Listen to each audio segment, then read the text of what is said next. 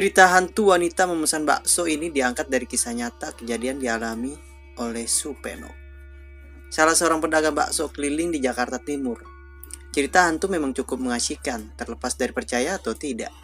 Cerita hantu memang ada di masyarakat.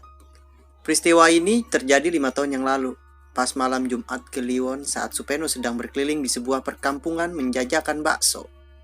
Berikut ini adalah cerita hantu wanita memesan bakso. Malam itu 5 tahun yang lalu tidak seperti biasanya. Jalanan di perkampungan di tempat saya biasa menjajakan bakso terasa sepi. Sampai jam 9 malam baru 10 mangkok bakso yang saya jual. Sepi banget ya malam ini. Sambil berjalan dan mendorong gerobak bakso dan memukul-mukul kentongan untuk memberi tanda bahwa tukang bakso sedang berjualan bakso. Tepat di sebuah pertigaan jalan saya sempat bimbang. Mau belok ke kiri apa ke kanan? Dua-duanya terlihat sepi. Akhirnya saya memutuskan ambil jalan kanan. Baru melewati 2 rumah, ada seorang wanita bergaun putih keluar dari pagar rumah memanggil saya. Bang, baksonya 1 ya. Iya bu, jawab saya dan saya lihat wanita itu kembali masuk pagar. Saya pun langsung menyiapkan 1 porsi bakso yang dipesan. Setelah usai saya menyiapkan 1 mangkok bakso pesanan wanita itu, saya pun mengantarnya ke rumah tempat wanita itu. Sampai di depan pagar saya sempat heran. Kok pintu pagarnya ditutup ya? Diselot lagi, padahal ibu tadi perasaan tidak membuka dan tidak menutup pagar. Saya menepis keheranan saya itu. Saya buka pagar, walaupun diselot tapi tidak dikunci. Saya langsung masuk menuju pintu, pintunya tertutup. Sesampai di depan pintu, perlahan saya ketok.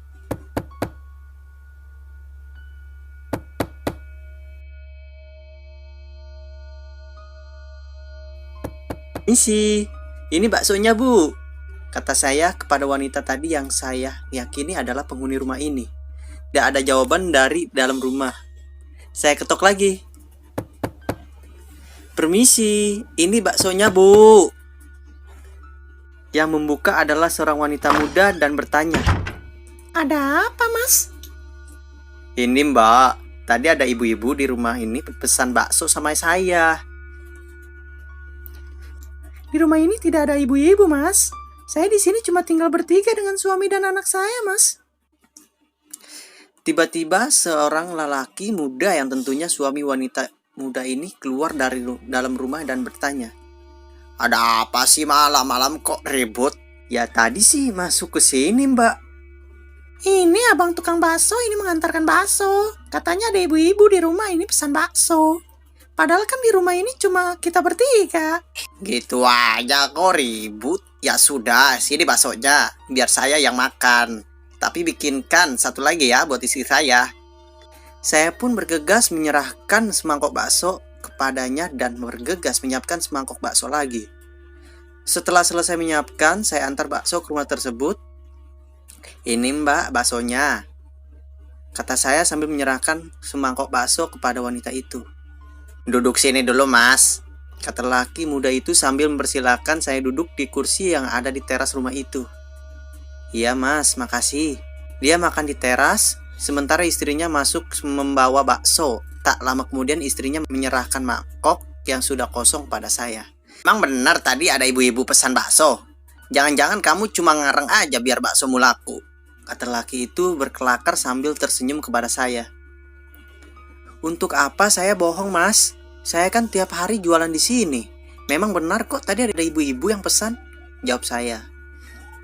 Ciri-cirinya bagaimana? Tanya lelaki muda itu. Ya ibu-ibu, tidak terlalu tua sih, pakai baju panjang warna putih, rambutnya agak panjang. Lalu dari mana asalnya dan kemana? Tadi keluar dari rumah ini dan masuk lagi ke rumah ini mas. Tapi yang saya heran, saya tidak mendengar dia membuka pintu pagar dan menutup pintu pagar. Padahal waktu saya masuk pagarnya ditutup dan diselot.